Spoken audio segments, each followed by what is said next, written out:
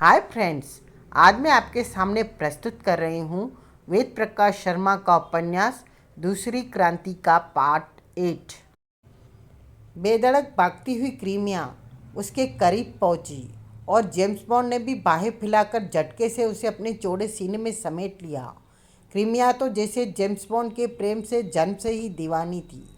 कुछ क्षणों तक वह उसी से लिपटी रही और फिर उसने अपना चेहरा बॉन्ड की छाती से निकालकर ऊपर उठाया और बॉन्ड के चेहरे को बेतहाशा चूमने लगी। गणपत सिंह को यह सब बड़ा गंदा सा लग रहा था, परंतु चेहरे पर जरा भी प्रकट नहीं होने दे रहा था। वह भी बेधड़क उन दोनों के इस प्रेमालाप को देख रहा था। खड़ा खड़ा वह यह सोच रहा था कि कैसे प्रेमी है ये। उसकी उपस्थिति की भी दोनों में से किसी को भी चिंता नहीं थी। उनका ये प्रेम लिंगन काफ़ी लंबा चला। जब उन्हें इससे फुर्सत मिली तो जेम्स बॉन्ड ने गणपत सिंह की ओर देखा और बोला, हम तुम्हें मान गए गणपत सिंह। वास्तव में राजा अभय सिंह ने ठीक ही कहा था कि जो काम गणपत को सौंप दिया जाता है वह चुटकियों में हो जाता है। हम तुमसे बहुत खुश हैं। फिलहाल तुम जा सकते हो। Thank you mister bond. यह कहकर अभी गणपत मुड़ा ही था कि ठहरो, एकाएक क्रीमिया ने उसे रोका। उसने ठिठक कर पलटकर प्रश्नवाचक नेत्रों से क्रीमिया की ओर देखा। खुद जेम्स बॉन्ड ने क्रीमिया को देखते हुए कहा, क्या बात है क्रीमिया? बॉन्ड, उसने कहा, प्रेमियों का प्यार बड़ा होता है अथवा मौत की धमकी? प्यार, जेम्स बॉन्ड ने एकटक जवाब देते हुए कहा।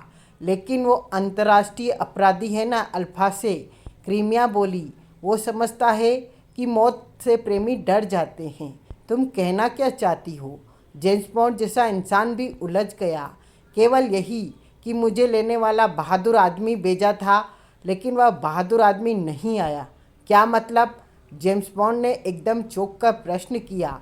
ये गणपत नहीं है बॉन्ड जो तुमने भेजा था, उसका इतना कहना था। और फिर उसके बाद एक ही क्षण में कई काम एक साथ हुए। बेहद फुर्ती का परिचय देते हुए गणपत ने अपनी जेब से रिवॉल्वर खींच लिया, परंतु जेम्स बॉन्ड निश्चित ही उससे अधिक फुर्तीला था। जितनी देर में गणपत ने रिवॉल्वर निकाला उतनी देर में तो बॉन्ड उसके होल्स्टर से रिवॉल्वर निकालकर फायर भी कर चुका था। दाएं, अचूक निशाना गणपत का रिवॉल्वर उसके हाथ से निकलकर दूर जा गिरा। अभी गणपत झपटने वाला ही था कि बॉन्ड गरज उठा, हिलो मत वरना गोली मार दूंगा। गणपत सिंह ठिठक गया। तभी भागते हुए 5 सैनिकों ने वहां प्रवेश किया, जो कदाचित फायर की आवाज़ सुनकर यहां आए थे। उनके आते ही जेम्स बॉन्ड ने आदेश दिया, गणपत को कवर कर लो। 5 गनें आदेश के साथ ही गणपत की ओर तन गई। जेम्स बॉन्ड ने मुस्कुराते हुए अपना रिवॉल्वर जेब में रखा। क्रीमिया को एक चुंबन लेने के बाद बोला, ये क्या चक्कर है क्रीमिया डार्लिंग? ये लोग खुद को देशभक्त समझते हैं बॉन्ड, लेकिन सोचते हैं किसी अन्य इंसान के दिल में अपने देश के प्रति भक्ति का जज्बा नहीं होगा। अपने देश की रक्षा के लिए लड़ रहे हैं और मुझे अपने देश से गद्दारी करना सिखा रहे हैं।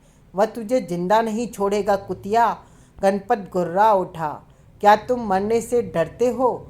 मुस्कुराती हुई क्रीमिया ने उसी से प्रश्न किया। हमारे लिए हमारी जान से कीमती हमारा देश है। जरा यही बात दूसरे के बारे में सोचो। जैसे तुम्हें अपना देश अपनी जान से प्यारा है, उसी तरह मुझे भी अपना देश प्यारा है। मेरा देश ब्रिटेन है। उसी के लाभ और बॉन्ड का प्यार पाने के लिए मैं आई थी। जैसे तुम्हें अपना देश जान से प्यारा है, तुम अपने देश के प्रति गद्दारी नहीं कर सकते, इसी तरह मैं भी नहीं कर सकती। और तुम्हारी योजना पर चलकर न केवल बॉन्ड को धोखा देना होता, बल्कि मेरे देश की वो सारी सफलता भी मिट्टी में मिल जाती जो अभी तक हासिल की है। धोखेबाज, गद्दार, गणपत गुर्राया। गद्दार वो होते हैं जो अपने देश से धोखा करते हैं। मैंने अपने देश के लिए तुमसे धोखा किया है, यह कोई गद्दारी नहीं है। जब तुम्हारा वक्त था तब तुमने जैसा चाहा वैसा करवाया, लेकिन अब वक्त मेरा है। उसकी बात सुनकर गणपत उससे घूरता ही रह गया। मन ही मन वह सोच रहा था, कितनी धूर्त निकली यह लड़की। एक पल भी तो नहीं गवाया, जरा भी तो नहीं झिझकी, एकदम ही सारी प्लानिंग चौपट कर दी उसने यह कल्पना नहीं की थी कि यह लड़की इतनी खतरनाक साबित होगी, लेकिन अब किया क्या जा सकता है। धोखा हो चुका था। उसका बस चलता तो क्रीमिया को चीर कर डाल देता, परंतु विवश था। साफ साफ बताओ क्रीमिया, बात क्या है? जेम्स बॉन्ड ने प्रश्न किया। जो आज तक तुम्हारे साथ गणपत बनकर काम कर रहा था, वह गणपत नहीं बल्कि अल्फा था, जो मुझे ले गया था। क्या? चौंक पड़ा जेम्स बॉन्ड। अल्फा से? उधर गणपत भी बुरी तरह चिहुक उठा। अब तुम भी झूठ बोल रही हो। वह अल्फा से नहीं, जबर सिंह था। उससे तुमसे भी चाल चली गणपत सिंह, क्रीमिया ने कहा। वास्तव में अभी तक गणपत अल्फा से ही बना हुआ था, और वह नकाबपोश भी अल्फा से ही था जिसने तुम्हें यहाँ भेजा है। गणपत क्रीमिया का मुंह देखता रह गया। इसे कक्ष नंबर 7 में डाल दो, जेम्स बॉन्ड ने सैनिकों को आदेश दिया। सैनिक गणपत को लेकर बाहर चले गए। तब जेम्स बॉन्ड ने क्रीमिया की ओर देखकर कहा, अब जरा विवरण सहित बताओ कि यह चक्कर क्या है। उत्तर में क्रीमिया ने अल्फा से की सारी चाल साफ साफ बता दी। उसके बाद बोली, वो कमीने यह समझते हैं कि मैं मौत के भय से अपने देश और तुम्हारे साथ गद्दारी कर जाऊंगी। मैं ऐसी नहीं हूँ। सच बॉन्ड, मैंने देखा है कि गुलशनगढ़ का एक एक बच्चा अपने देश पर कुर्बान होना चाहता है। तो फिर मैं क्यों ना अपने देश के लिए अपनी जान की बाजी लगा दूं। फिर जब तक तुम मेरे साथ हो तब तक मुझे क्या कोई हानि पहुंचा सकता है। कहती हुई क्रीमिया अपने प्रेमी के सीने से लिपट गई। बॉन्ड ने उसे छाती से चिपका लिया और बोला, मैं तुम्हें मान गया क्रीमिया। तुम जानती हो कि मुझे खुद नहीं मालूम मेरी ज़िंदगी में कितनी लड़कियां आई हैं, लेकिन सच मानो क्रीमिया, सबसे अधिक तुमने मुझे प्रभावित किया है। अपनी जान को खतरे में डालकर तुमने मुझे उनकी सारी साजिश बता दी। इस घटना से मेरे हृदय में तुम्हारे प्रति बेहद प्यार भर दिया है। बॉन्ड, मैंने वह स्थान देखा है जहाँ इस समय वे सब हैं, क्रीमिया ने कहा। मैं भी यही सोच रहा था, बॉन्ड बोला। इस समय वे सब एक ही स्थान पर जमा हैं। क्यों न सबको एक साथ गिरफ्तार कर लिया जाए। मैं भी यही सोच रही थी। तब तुम जल्दी से अपने कक्ष में जाकर अपनी हालत सुधारो। उस समय तक मैं वहाँ हमला कराने के लिए सैनिक तैयार करता हूँ। तुम्हें भी साथ चलना होगा। मैं तुम्हें लेने आऊँगा। ओके डार्लिंग, क्रीमिया ने कहा, और उसके बाद वे दोनों एक चुंबन के साथ विदा हुए। जेम्स बॉन्ड तेजी के साथ तैयारी करने निकल गया और क्रीमिया अपने कक्ष की ओर। ऊपर से नीचे तक पुचिंग का जिस्म किसी पीतल के सूखे पत्ते के भांति काँप रहा था। उसका हलक सूख रहा था। उसके सामने खड़े हुए विकास को देखा।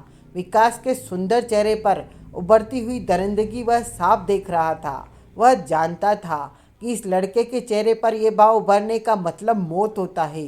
पुचिंग ने बोलना चाहा, लेकिन उसके कंठ से एक शब्द तक न निकल सका। उसकी ओर बढ़ता हुआ विकास घुराया, तुझसे बहुत से हिसाब चुकाने हैं पुचिंग बेटे। हिम्मत मत हार, सुअर के बच्चे। काँप क्यों रहा है?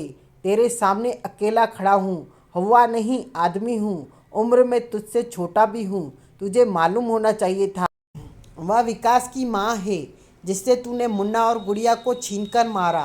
तुझे अंधा कर दिया था कुत्ते, लेकिन तेरे चीनी हुक्मरानों ने तुझे इतना मानते हैं कि फिर तुझे 2 आंख देकर मुझसे टकराने के लिए छोड़ दिया। तूने मेरी स्टेट पर यह षड्यंत्र फैलाया है। मारूंगा एक को भी नहीं, लेकिन ज़िंदगी मौत से बदतर कर दूंगा। काँप क्यों रहा है चीनी विजय कहलाने वाले हरामजादे? गुरु तो कभी नहीं काँपते। विकास, पुचिंग सहम कर कंपित स्वर में बोल पड़ा, तुमसे मेरी कोई दुश्मनी नहीं है। तेरी मेरी दुश्मनी कभी खत्म नहीं होगी सुअर के बच्चे। विकास कुर्राया, तू बार बार मेरे रास्ते में आता रहा है। बानू बनकर तूने सोचा कि तूने किला जीत लिया है, लेकिन ये नहीं सोचा कि जिसके पास तू जा रहा है वह तेरा बाप भी होगा।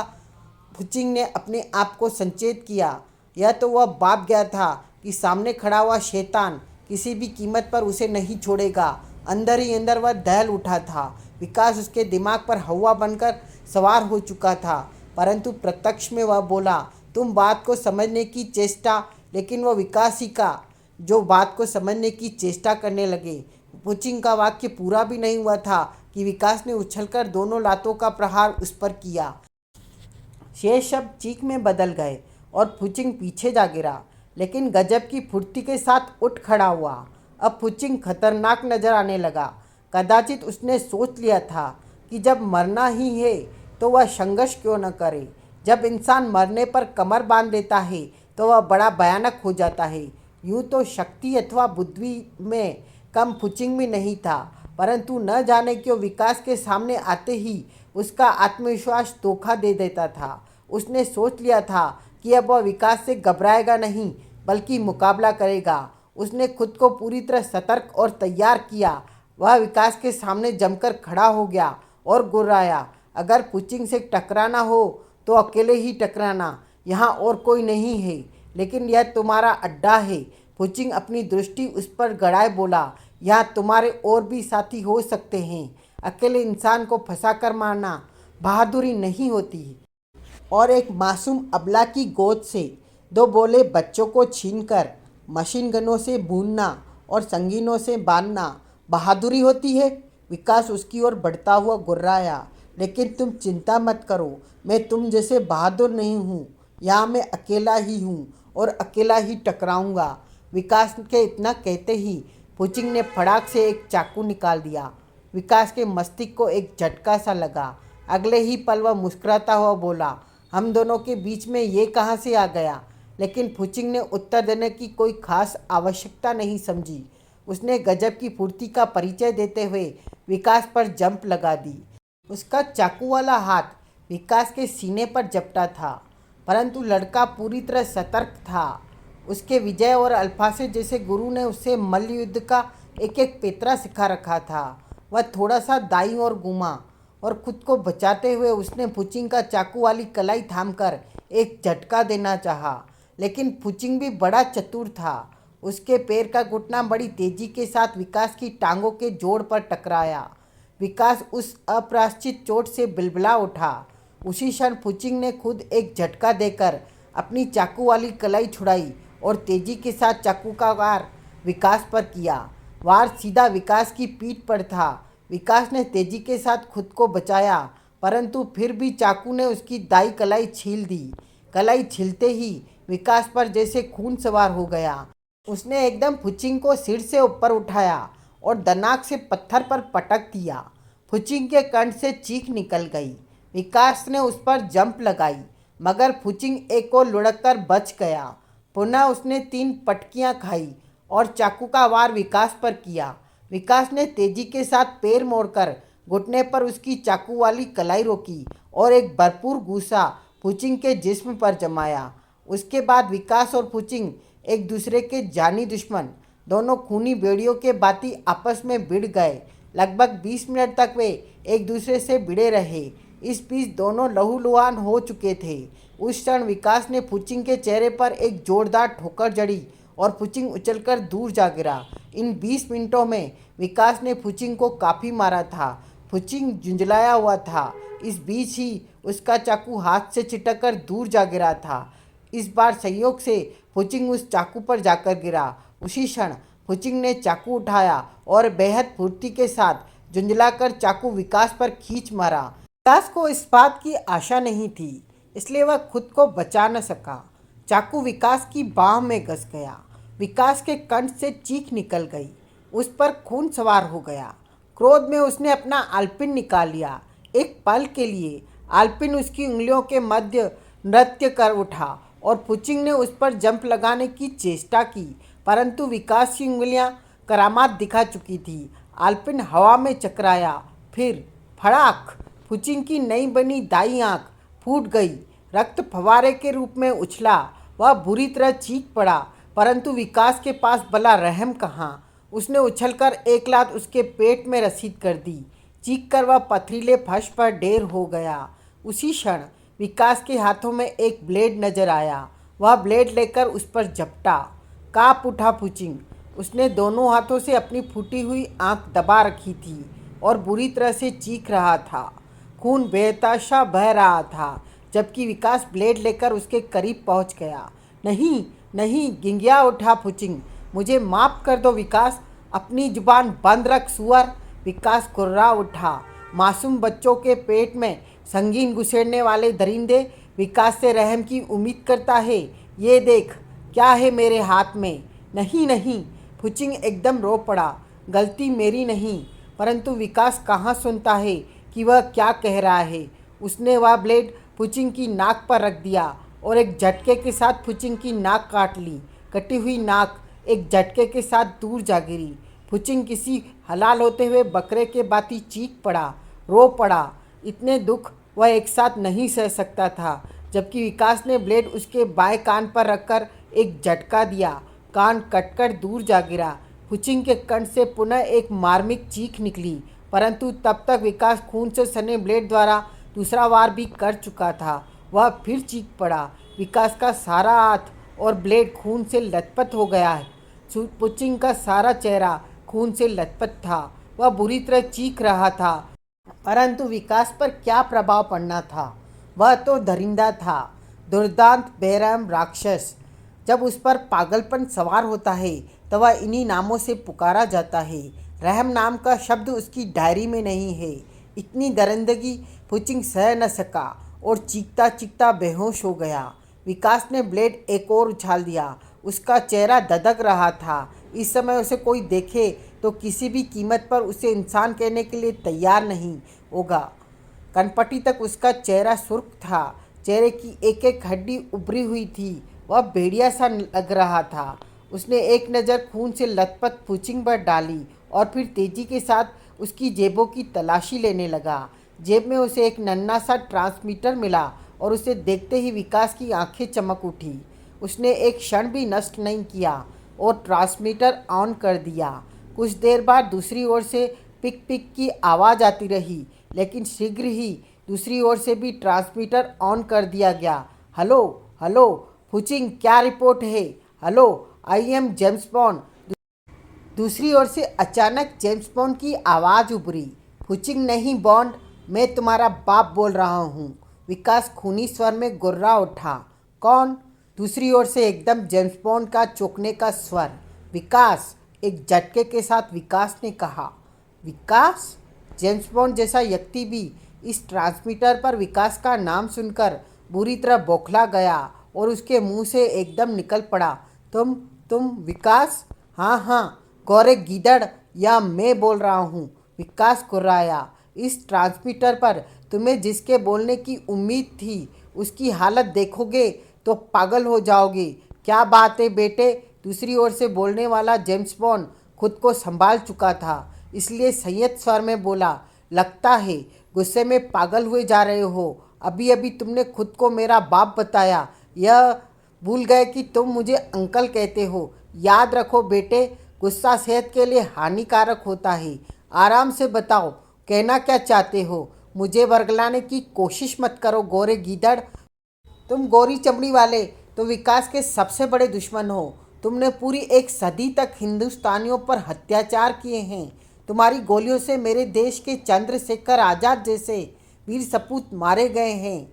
भगत सिंह जैसे रणकंबारे तुम्हारे जुल्मों का शिकार होकर फांसी पर लटके हैं। तुम्हारी लाठियों से लाला लाजपत राय जैसे देशभक्त मारे गए। एक शताब्दी तक तुमने मेरे देश को गुलाम बनाए रखा है। तुम गोरे लोगों ने हिंदुस्तानियों पर अत्याचार किए। हम काले लोगों को तुमने अछूत समझा, जानवर समझा। मैं भी उसी जाति का हूँ जेम्स बॉन्ड, और कसम खाता हूँ भारत माता की कि तुम्हारी उस गोरी चमड़ी को चीर फाड़ कर फेंक दूंगा। इस बार तुमने मेरे इस नन्हे से देश को गुलाम बनाया है। तुमसे भगत सिंह, चंद्रशेखर, सुभाष जैसे अपने अनेक पूर्वजों की मौत का बदला लेने का अवसर मिला है। इस बहाने मैं उन सभी मौतों का हिसाब एक एक करके लूँगा। तुमने हमें जानवर समझा, अब मैं तुम्हें जानवर बनाकर छोड़ूंगा। जानता हूँ तुम्हारा दिमाग काबू से बाहर है, जेम्स बॉन्ड ने कहा। काबू में तुम्हारा दिमाग नहीं है हरामजादे, विकास कुर्राया। विकास के सीने में आग लगी पड़ी है। मेरे बुजुर्गों ने बताया था कि तुमने हिंदुस्तान पर भयानक अत्याचार किए हैं। आज जब भी उन शहीदों को याद करता हूँ तो गोरी चमड़ी वाले दुश्मन के रूप में मेरे सामने आ जाते हैं। मैं बदला लूँगा बॉन्ड, जो अत्याचार तुमने हिंदुस्तानियों पर किए हैं उनका बदला लूँगा। बड़े जोश में हो, जेम्स बॉन्ड उसी प्रकार आराम से बोला। यहाँ तो तुम मेरे इस नन्हे से देश से अपने अत्याचारी पंजे हटा लो। वरना कसम गुलशनगढ़ की तुमसे और सारी गोरी जाति से भयानक बदला लूँगा। जेम्स बॉन्ड इन बेकार की धमकियों में नहीं आता। विकास धमकियाँ नहीं देता है, काम करता है। विकास गुर्राया। अपने इस कुत्ते की हालत देखकर तुम पागल हो जाओगे। तुमने इसे यहाँ बानू प्रताप बनाकर भेजा था, लेकिन यहाँ यह नक्टादास बन गया। याद रखो, विकास के सामने तुम्हारी कोई चाल सफल नहीं हो सकेगी। इस समय तुम काम की बात करने के मूड में नहीं हो, जेम्स बॉन्ड ने कहा, इसलिए बंद कर रहा हूँ फिलहाल। Over and all. बंद करते करते एक बात सुन लो बॉन्ड, विकास ने कहा, कान खोल कर सुन लो। मेरा नाम विकास है और विकास की कोई भी धमकी कभी कोरी नहीं होती। और आज खुले रूप से मैं तुम्हें चैलेंज करता हूँ कि अगर तुमने मेरे इस देश से अपना खूनी पंजा नहीं हटाया तो मैं जल्दी ही तुम्हारे सिर पर पहुँचने वाला हूँ। तुम्हारा हाल भी वही होगा जो पुचिंग का हुआ है। इतना सुनते ही जेम्स बॉन्ड ने बिना कुछ कहे दूसरी ओर से संबंध विच्छेद कर दिया। तब जाकर विकास का धधकता चेहरा अपनी साधारण हालत में आया। वह अभी पूरी तरह अपनी साधारण हालत में आया भी नहीं था कि तभी उसने पीछे से हल्की सी आहट सुनी। वह तेजी के साथ पलटा और पीछे देखते ही एक पल के लिए चौंका। अगले ही पल उसके हाथ में एक आलपिन नाच उठी। पुनः उसका चेहरा सुर्ख हो गया। सामने लगभग एक 90 साल का बूढ़ा था। उसकी कमर कमान के भागती चुकी हुई थी। चेहरे पर सन्न के बाती सफ़ेद लंबी दाढ़ी थी। लंबे बाल अस्त व्यस्त हालत में थे। उसके बूढ़े जिस्म पर गंदे गंदे कपड़े थे। सारा चेहरा दाढ़ी और मूछ के पीछे जा छुपा था। कौन हो तुम? एकदम गुर्राकर विकास ने प्रश्न किया। जवाब में बूढ़ा कुछ नहीं बोला, बल्कि फुर्ती के साथ अपने बाएं हाथ के अंगूठे के बाद की 2 उंगलियों से दाएं पैर के घुटने को खुजलाने लगा। विकास की आंखों में हैरत के भाव आए। बराबर सी विकास के मुंह से निकला, क्रांति का देवता। इसे यहीं छोड़कर फौरन अल्फासे और रैना इत्यादि के पास जाओ। क्रांति के देवता ने सशक्त स्वर में कहा, वहाँ जेम्स बॉन्ड छापा मारने वाला है। उन्हें लेकर फौरन वहाँ से निकल जाओ। सब कुछ क्रांति का देवता एक ही सांस में कह गया। ओके सर, विकास ने कहा और तेजी के साथ वहाँ से निकल गया। क्रांति के देवता ने एक नज़र पुचिंग पर डाली और उसकी हालत देखकर एक मुस्कान उसके बूढ़े होठों पर दौड़ गई। फिर आदत के मुताबिक उसने अपना घुटना कुचाया और लंगड़ाता हुआ बाहर निकल गया। वह कमरा उसने जोरों से बंद कर दिया था। उसके जिस्म पर सुनहरा नकाब था। सीने वाले बाग पर क्रांति का देवता लिखा हुआ था। अपनी आदत के मुताबिक उसने अपने बाएं हाथ की उन्हीं 2 उंगलियों से दाएं पार का घुटना कुचाया और आगे बढ़ गया। इस समय वह एक सुरंग में था। वह इस प्रकार तेजी से आगे बढ़ रहा था मानो उसे अपनी मंजिल का निश्चित ज्ञान हो। उसे यहाँ किसी प्रकार का खतरा न हो। वह सुरंगों में से इस प्रकार गुजर रहा था मानो इन सुरंगों की भूल भुलैया से वह जरा भी न घबराता हो और उसे अपने भटकने की भी चिंता न हो। कई मोड़ पार करने के बाद वह सुरंग के एक मोड़ पर हल्के से ठिठका।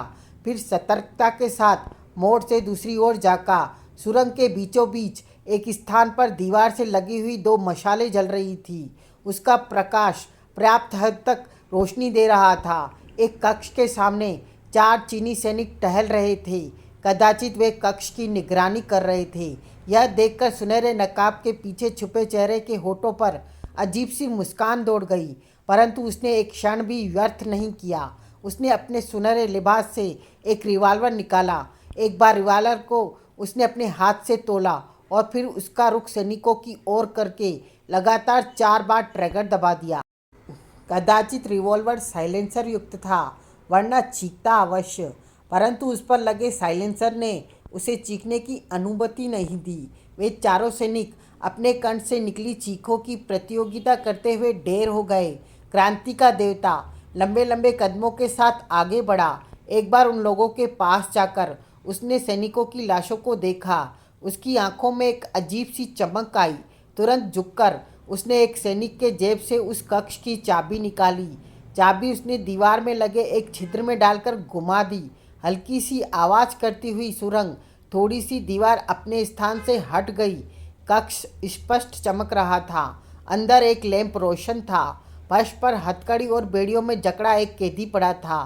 दरवाज़ा खुलते ही उस कैदी ने गर्दन ऊपर उठाई और सामने एक सुनहरे नकाबपोश को देखकर चौंक पड़ा। बिना एक भी शब्द कहे क्रांति के देवता ने अपनी दो जेबों से दो नन्ही शीशियाँ निकाल दी। एक पर H2LO4 लिखा था और दूसरी पर HCl। उसके दोनों को एक साथ खोला और कैदी की बेड़ियों पर डालने लगा। एक शीशी से एक बूंद टपकता था और दूसरी से दो बूंद। इस क्रिया में वह इतनी सतर्कता अवश्य बरत रहा था कि उन दोनों द्रव्यों में से एक बूंद भी उसके जिस्म पर न गिरने पाए। कुछ ही देर में बेड़ियां और हथकड़ियां अलग हो गई। कैदी आज़ाद होते ही उछलकर खड़ा हो गया। अब तुम आज़ाद हो मिस्टर गणपत, क्रांति का देवता बोला। लेकिन आप कौन है?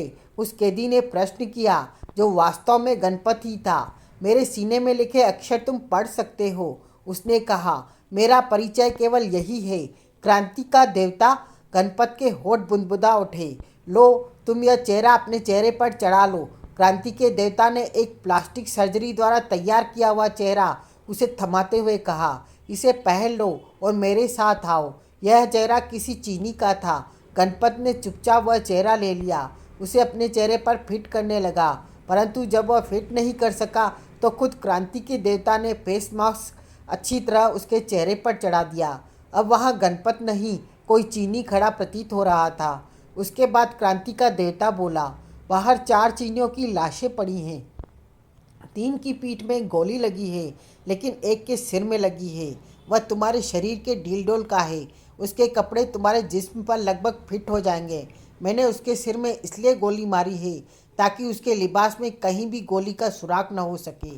तुम जल्दी से उसके कपड़े उतारकर खुद पहन लो। यह आदेश उसने शांति परंतु तेजी के साथ दिए थे। न जाने सुनहरे नकाबपोश में ऐसी क्या बात थी कि गणपत उससे प्रतिपल प्रभावित होता जा रहा था। उसका आदेश प्राप्त होते ही वह यंत्र चलित सा कक्ष से बाहर निकला और सुनहरे नकाबपोश की आज्ञा का पालन करने लगा। इस बीच क्रांति का देवता शेष तीनों सैनिकों की लाशों को खींच खींच कर कक्ष के अंदर ला रहा था। फिर उसने चौथी नग्न लाश को भी अंदर डाल दिया। गणपत पूरी तरह से चीनी सैनिक बन गया। क्रांति के देवता ने उस कक्ष को बंद कर दिया, सुरंग में जलती हुई मशालें बुझा दी और गणपत का हाथ थामकर अंधेरी सुरंग में आगे बढ़ गया। कुछ देर चलने के बाद सुरंगों के ऊपर एक कमरे में ले गया। तुम जानते हो कि इस समय तुम रानी राधा रमणी की प्राइवेट इमारत में हो। एक कमरे में पहुंचकर क्रांति के देवता ने कहा, इस इमारत की भौगोलिक स्थिति तुम अच्छी तरह जानते हो। इस समय तुम चीनी सैनिक के रूप में हो। तुम्हें इस इमारत में अनेक चीनी, अमेरिकी, ब्रिटेनी सैनिक मिलेंगे। तुम्हें किसी से बात नहीं करनी है। चुपचाप इस इमारत से बाहर निकल जाना है। यहाँ से आगे मैं तुम्हारे साथ नहीं जा पाऊँगा। अगर कोई गड़बड़ हो तो तुम अपनी प्रतिभा से अपना बचाव करोगे। इस इमारत से बाहर निकलकर तुम्हें बाईं ओर जाने वाली सड़क पर केवल 50 कदम चलना होगा। उसके बाद झाड़ियों में से निकलकर एक शाहपोश तुम्हारे सामने आएगा। उसके सीने पर चमकीले अक्षरों में 20 नंबर लिखा होगा। वह तुम्हारा मददगार होगा। वह जहाँ तुम्हें ले जाए उसके साथ चुपचाप चले जाना। गणपत ने पूछना चाहा, वे कौन है, ये चक्कर क्या है, लेकिन पूछ नहीं सका। उस कमरे के बाहर थोड़ी सी आहट हुई। चौंक कर उसने उस तरफ देखा, लेकिन उसके बाद न तो दूसरी आहट हुई और न ही वहाँ कोई प्रकट हुआ। उसने पुनः पीछे देखा, लेकिन पीछे देखते ही उसकी आंखें हैरत से फैल गई। क्रांति का देवता अपने स्थान से गायब हो चुका था। गणपत सिंह ने अपने सिर पर हल्का सा झटका दिया और आगे बढ़ गया। उसकी चाल में किसी चीनी सैनिक जैसी अकड़ थी।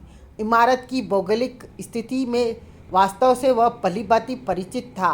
मार्ग में उसे अनेक सैनिक मिले, परंतु न तो उसने किसी से बात की और न ही चेष्टा की और न ही किसी अन्य ने उसकी ओर विशेष ध्यान दिया। बड़ी सरलता के साथ वह बाहर निकल गया। उसके बाद वह क्रांति के देवता के बताए अनुसार ही एक ओर बढ़ गया। सड़क अभी तक सूनी सी पड़ी थी। अभी वह ठीक 50 कदम ही चला था कि झाड़ियों में से निकलकर एक काला नकाबपोश सामने आ गया। उसके सीने वाले बाग पर 20 लिखा हुआ था। मन ही मन गणपत सिंह क्रांति के देवता और उसकी कार्यप्रणाली से बेहद प्रभावित हुआ। मेरे साथ आओ, शाहपोश ने कहा। गणपत सिंह कुछ बोलना चाहकर भी नहीं बोला, चुपचाप उसके पीछे चलने लगा। वे दोनों झाड़ियों में प्रविष्ट हो गए। कुछ देर तक गणपत उसके पीछे पीछे चुपचाप चलता रहा। कुछ दूर चलने के बाद नकाबपोश ने झाड़ियों में छुपी हुई एक मोटरसाइकिल निकाल ली और कुछ ही देर बाद मोटरसाइकिल तेजी के साथ दौड़ती चली जा रही थी। गणपत चुपचाप बैठा था। नकाबपोश भी कोई शब्द नहीं बोल रहा था। एकाएक गणपत नकाबपोश का बायां हाथ देखकर बुरी तरह चौंक पड़ा। उसकी दृष्टि नकाबपोश की उंगली में फंसी हुई एक अंगूठी पर जमकर रह गई। बराबर ही उसके मुंह से निकला, कौन हो तुम? बको मत, नकाबपोश कठोर स्वर में गुर्राया। ये नकाब खुद को छुपाने के लिए लगाया जाता है। तुम शेरा हो, गणपत सिंह एकदम बोला। उक्त पड़ा नकाबपोश बड़ी सख्ती से अपनी मोटरसाइकिल को ब्रेक द्वारा रोका। वह रुक गई। नकाबपोश बोला, कौन शेरा? तुम कौन हो? ये अंगूठी मेरे बेटे के उंगली के अतिरिक्त किसी के पास नहीं हो सकती। गणपत बोला, ये हमारे खानदान की निशानी है। तुम? नकाबपोश के मुंह से एकदम निकला। वह एकदम मोटरसाइकिल से छोड़कर कूद पड़ा। गणपत भी फुर्ती के साथ पीछे से कूद पड़ा था। मोटरसाइकिल सड़क में गिर गई, लेकिन इस बात की दोनों में से किसी को चिंता नहीं थी। वे दोनों एक दूसरे के सामने खड़े थे। एकाएक गणपत ने नकाबपोश का नकाब नोच लिया। उसके पीछे छुपा हुआ चेहरा वास्तव में गणपत के पुत्र शेरा का था। मेरे बेटे! चेहरा देखते ही जैसे ममता में डूबा गणपत चीख पड़ा, तुम शेरा हो, मैं तुम्हारा पिता हूँ गणपत सिंह। कहते हुए उसने भी एक झटके के साथ अपने चेहरे पर चढ़ा चीनी का फेस मास्क नोच लिया। गणपत को सामने देखते ही शेरा सिंह के दिमाग को एक झटका सा लगा। भयानक फुर्ती के साथ उसने अपना रिवॉल्वर निकाल लिया और बेहद खूनी स्वर में गुर्राया, तुझे अपना बाप कहते हुए शर्म आती है? कमीने इंसान, अगर एक बार भी तूने मुझे अपनी गंदी जुबान से बेटा कहा तो कसम अपनी माँ की, सारा जिस्म छलनी कर दूंगा। चकराया गणपत। बोला, क्या हुआ शेरा? क्या हुआ तुम्हें? अब मुझसे क्या पूछता है देश के गद्दार? अपने ज़मीर से गिरकर कुछ विदेशियों के साथ मिलकर देश को गर्त में डुबाने वाले गंदे कीड़े, जिन विदेशियों के साथ तू मिल गया है, उसने तेरे देश और तेरे घर पर क्या क्या अत्याचार की है, क्या तुझे पता नहीं है? सब पता है तुझे कुत्ते, तू सब जानता है, लेकिन सत्ता के लालच ने तुझे अंधा कर दिया है। लेकिन इधर देख, अपने खून को देख, अपने गद्दार बाप को गोली मारने में ये एक हाथ एक पल के लिए भी नहीं कांपेगा। शेरा, बोलो मत गद्दार, चीखकर शेरा ने गणपत की बात काट दी। बोलोगे तो वक्त से पहले गोली से उड़ा दूंगा। मैं अंगारों की धरती पर चला हूँ। क्रांति के देवताओं को अपने खून की बलि देकर कसम खाई है कि विदेशी और विदेशियों के साथ मिले गद्दार को बेहिचक गोली मार दूंगा। जब मुझे पता लगा कि इस देश का वफादार मंत्री मेरा बाप भी गद्दार है, तो कसम माँ के चरणों की तुझे मारने की सौगंध खा ली। कोई कल्पना भी नहीं कर सकता था कि शेरा, गणपत सिंह चीखा। शेरा मेरी बात। शेरा तो जैसे पागल हो गया। बात सुनने का होश उसे कहाँ था। देशभक्ति के जज्बे ने उसे पागल कर दिया था। उसने बिना गणपत की बात पर ध्यान दिए गोली चला दी। गोली सीधी गणपत के पेट में घुस गई। गणपत के मुंह से एक चीख निकल गई। त्योराकर वह सड़क पर गिरा। उसके सामने खड़े हुए उसके पुत्र ने एक जोरदार कहकहा लगाया, मानो वह बेहद खुश हो। कहकहा लगाते हुए वह गुर्राया, वतन की राह में कोई बाप बेटा नहीं। इस समय तुम बाप नहीं गणपत सिंह, केवल गद्दार हो। गद्दार! कदाचित शेरा ने अपने जीवन में पहली बार अपने पिता का नाम लिया था। घायल अवस्था में गणपत सड़क पर घिसटकर अपने बेटे की ओर बढ़ता हुआ चीखा, रुको शेरा, रुको, होश में आओ। मैं दाएं। शेरा की दूसरी गोली ने उसका कंधा तोड़ दिया। उसके आगे के शब्द फिर चीख में बदल गए। वह पुनः दौड़ाकर गिरा। पीड़ा के कारण गणपत उठा, परंतु फिर भी हिम्मत करके वह पागलों के बाती चीखा, शेरा, शेरा सुनो, मैं गद्दार नहीं हूँ। हा हा हा। शेरा ने एक बड़ा जबरदस्त कहका लगाया। रिवॉल्वर उसकी ओर तानकर खुखार स्वर में गुर्राया, तू बुज़दिल है गणपत। मैंने तो सपने में भी ऐसा नहीं सोचा था कि तू इतना गिर जाएगा। पहले तो देश के साथ गद्दारी करके विदेशियों से मिल गया और अब मरने के डर से झूठ। नहीं नहीं बेटे, मेरी बात, तड़पकर चीख उठा गणपत। लेकिन इससे आगे फिर न बोल सका। उसका बेटा तो उसका एक लफ्ज भी सुनने के लिए तैयार नहीं था। उसने तीसरा फायर कर दिया। वह गोली उसके दूसरे कंधे को तोड़ती चली गई। पुनः चीख पड़ा गणपत। अधमरा सा होकर सड़क पर गिर पड़ा। पीड़ा से वह बिलबिला उठा। अपनी विवशता पर रो पड़ा। वह क्या करे? शेरा तो कुछ सुनता ही नहीं। कैसी विकट परिस्थिति थी। शेरा देशभक्ति में पागल था और अपने देशभक्त पिता को गद्दार समझकर मार रहा था। गणपत देशभक्त होकर भी कैसा विवश था। शेरा उसकी बात नहीं सुन रहा था। रो पड़ा गणपत, जबकि उसके रोने पर शेरा और भी बुरी तरह कह के लगा उठा। बोला, रोता है कायर, मैं तेरा बेटा हो ही नहीं सकता। गोलियों की मार से राठौर घबराते नहीं। हर गोली हंसकर अपने सीने पर झेलते हैं। तेरे जिस्म में ठाकुरों का खून नहीं। शेरा, अपनी गंदी जुबान से मेरा नाम मत ले। शेरा बीच में ही गुर्रा उठा। जो मैं बोलता हूँ वह बोल। अगर उसके एक लफ्ज भी बाहर बोला तो माँ कसम इस बार गोली सीना फाड़ देगी। गणपत कराता रहा। अब वह जान गया था कि शेरा उसे सफाई पेश करने का अवसर नहीं देगा। उसने सोच लिया था कि शेरा के हाथों अब उसका अंत निश्चित है। उधर शेरा कह रहा था, अब तो तू मर रहा है जलील कुत्ते। मरता मरता अपने देश प्रेम के गीत गाता चल। अपने जीवन के अंतिम समय में वह बोल जो मैं बोलता हूँ। आदमी का जिस्म क्या है? लेकिन अभी शेरा कुछ आगे कह भी नहीं पाया था। आदमी का जिस्म क्या है जिस पे शेदा है जहाँ? एक मिट्टी की इमारत, एक मिट्टी का मकान, खून का गोरा बना, ईंट जिसमें हड्डियाँ, चंद सांसों पर खड़ा, ये है ख्याली आसमां। मौत की पुरजोर आंधी अब इससे टकराएगी। यह इमारत देखना फिर खाक में मिल जाएगी। टूटे शब्दों में गणपत सिंह खुद ही यह छंद कह गया। गुड, शेरा बोला, और तुमने इन पंक्तियों के अर्थ को नहीं समझा? यह भी नहीं समझा कि ये पंक्तियाँ कह रही है कि इंसानी जिस्म कुछ भी नहीं है। इसके लिए कभी इंसान को अपने फर्ज से नहीं गिरना चाहिए। तुमने इसी जिस्म के आराम हेतु देश के साथ गद्दारी की। सत्ता हड़पने के लिए तुम देश को भूल गए। यह भी नहीं सोचा कि मौत की पुरजोर आंधी तुम्हारे इरादों को खाक में मिला देगी। देखो इस रिवॉल्वर को, इसमें से अब मौत निकलेगी। कहने के साथ शेरा ने बेहिचक ट्रिगर दबा दिया। गोली गणपत का सीना फाड़ती चली गई। जय गुलशन। गणपत के मुंह से अंतिम शब्द निकला और वह देशभक्त अपने ही बेटे की गोली से शहीद हो गया। शेरा ने बड़ी घृणामय दृष्टि से अपने पिता की लाश को देखा। फिर उसने लाश पर थूक दिया। अब देश की जय बोलता है गंदा कीड़ा। वह बुदबुदाया और एक ठोकर उसकी लाश को जमा कर मोटरसाइकिल की ओर बढ़ा। उसे उठाकर स्टार्ट की और सवार होकर खूनी सड़क पर दौड़ता चला गया। अपने पिता की हत्या करके वह दिल में अजीब सी शांति अनुभव कर रहा था, जबकि उसके पिता गणपत सिंह की लाश वहीं पड़ी रह गई, जैसे उस प्यारे देशभक्त की लाश। अब भी वे ही 6 पंक्तियां गुनगुना रही हो। उसके होठ जैसे अब भी बुदबुदा रहे हो। जय गुलशन, जय गुलशन, जय गुलशन। कहाँ चले गए थे तुम? विकास को देखते ही अल्फाशे ने प्रश्न किया। यहीं जरा एक दलदली का निर्माण करने चला गया था, विकास ने शरारत के साथ कहा। और दिलजली भी दासू बनाकर लाया हूँ गुरु, कहो तो पेश करूँ। तुम्हें इस समय भी दिलजली सूझ रही है? मुस्कुराते हुए अल्फासे ने कहा। शुक्र मनाओ गुरु, कुछ तो सूझ रहा है, विकास बोला। वैसे इस समय मैं एक सूचना लाया हूँ जिसे सुनकर आप सभी चौंक पड़ेंगे। उसने रेना, ब्लैक बॉय और धनुष टंकार इत्यादि को देखते हुए कहा। कैसी सूचना? एक साथ सब बोले।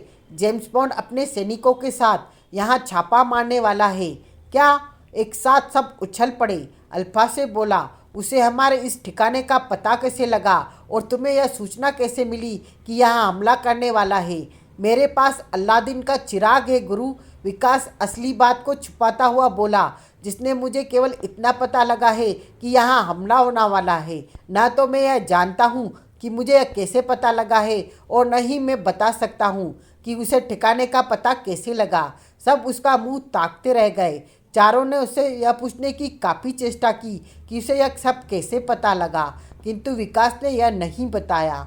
अलबत्ता उसके कहने पे सबने वह स्थान छोड़ दिया। अब वे एक सुरक्षित एक कोठी में थे जहाँ उन सबको रहना लाई थी। यह कोठी गणपत सिंह के अतिरिक्त किसी की नहीं थी। इस समय इस कोठी में उन्हीं का राज था। वहाँ उन्होंने बलदेवी, कटोरी देवी और सैनिकों की लाशों को देखा, परंतु उनकी चिंता किए बिना वे कोठी के अंदर वाले कमरे में पहुंच गए। वे सब 4 कुर्सियां बिछाकर एक दायरे में बैठ गए थे। धनुष टंकार सिगार पी पी कर धुएं के छल्ले बनाने में व्यस्त था। अब सुनो विकास, तुम यहाँ कैसे पहुँच गए? अल्फासे ने खामोशी तोड़ी। मुझे तो कुछ नहीं पता गुरु, मैं यहाँ कैसे आ गया? विकास ने कहा। मैं तो एक रात आराम से अपने बिस्तर पर सो रहा था। आँख खुली तो खुद को इस द्वीप पर पाया। तुम यह भी नहीं जानते कि तुम कितनी देर बेहोश रहे? अल्फासे ने पूछा। विकास ने कुछ कहने के स्थान पर स्वीकृति से गर्दन हिला दी। यह देखकर अल्फासे के होठों पर बेहद रहस्यमय मुस्कान दौड़ गई। फिर धनुष्टंकार की ओर देखते हुए बोला, तुम्हारी भी केवल इतनी सी कहानी है? उत्तर में धनुष्टंकार ने भी गर्दन हिलाकर स्वीकार कर लिया। सुपर रघुनाथ की भी यही कहानी है। क्या मतलब? इस बार विकास चौंका। सब एक ही ढंग से यहाँ पहुँचे? नहीं, अल्फासे ने रहस्यमय ढंग से मुस्कुराते हुए कहा, केवल आप तीनों ही इस तरह यहाँ पहुँचे हो। रेना बहन के पहुँचने का जरिया भी जानता हूँ, और साथ में यह भी बता दूँ कि यह इससे अलग है। रेना बहन विजय के पिता ठाकुर निर्भय सिंह के साथ यहाँ पहुँची। वह कहानी मैं सुन चुका हूँ, विकास ने आश्चर्यपूर्ण ढंग से कहा। लो अपनी कहानी भी सुनो, अल्फासे ने बताया। आप तीनों को यहाँ बुलाने वाला खुद मैं हूँ। क्या? सबके मुंह से एकदम निकला।